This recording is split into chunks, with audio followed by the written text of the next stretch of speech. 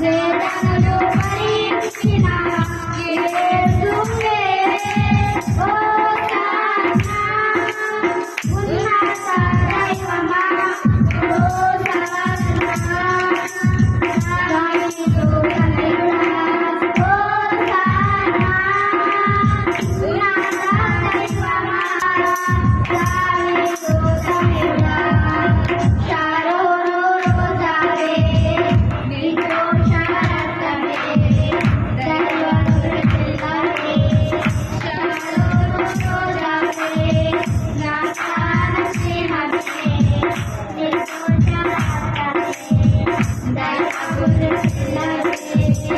నీ జీవితాన్ని ప్రభుకి ఇవ్వలేవా? ఎంత బాధాకరమైన విషయం. అందుకే దేవుడు అనునిత్యము నీ దగ్గర కూర్చొని ఏం చేస్తున్నాడమ్మా?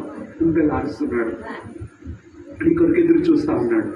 ఈ రోజు నీ రక్షణలోకి వస్తావు, ఎల్లుండి రక్షణలోకి వస్తావు, ఉపవాస మీటింగ్స్ ద్వారా రక్షణలోకి వస్తావు, లేదంటే న్యూ ఇయర్ లోనైనా కొత్త జీవితంలో ప్రారంభించుకుంటామని అనుకుంటే వాయిదాలు వేసుకుంటూ వచ్చేసావు. 2025 న్యూ ఇయర్ అయిపోయింది, అప్పుడు రక్షణ తీసుకోవడానికి అలాగే వాయిదా వేసావు. మన ఈస్టర్ అప్పుడు కూడా రక్షణ ఉన్నప్పుడు దాన్ని వాయిదా వేసుకుంటూ వచ్చావు. కానీ ఈ సంవత్సరంలో చివరాఖరి అవకాశముగా ఉపవాస కూడికల ద్వారా దేవుడు నీకు ఇస్తున్న అవకాశాన్ని దయచేసి పాడు చేసుకోవద్దు. తమ్ముడు, చెల్లి, అక్క, అన్న, దయచేసి ఎవరు కూడా పాడు చేసుకోవద్దు. ఇది గనక మనము విడిచిపెట్టుకున్నట్లయితే ఇంత గొప్ప రక్షణను మనం నిర్లక్ష్యము చేసిన ఎడల ఎలా తప్పించుకుంటాం?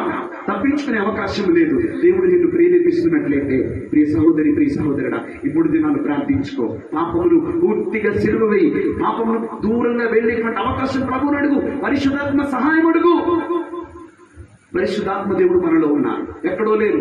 పరిశుద్ధాత్మ దేవుడు మనలో నివసిస్తున్నారు కాబట్టి ఆయన సహాయం అడుగు. మనుషుల మాటలు కాదు, నేను చెప్పిన మాటలు కాదు. ఆత్మైన దేవుడు నీ హృదయాన్ని తాకినట్లయితే ఆయన అడుగు.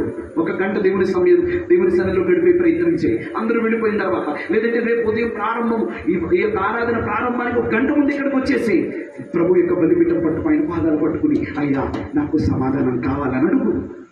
నీ సమాధానం నాకు కావాలని అడుగు. 1 గంట సేపు బ్రతిమాలతో. హన్నా అదే చేసిందండి. హల్లెలూయా. అదే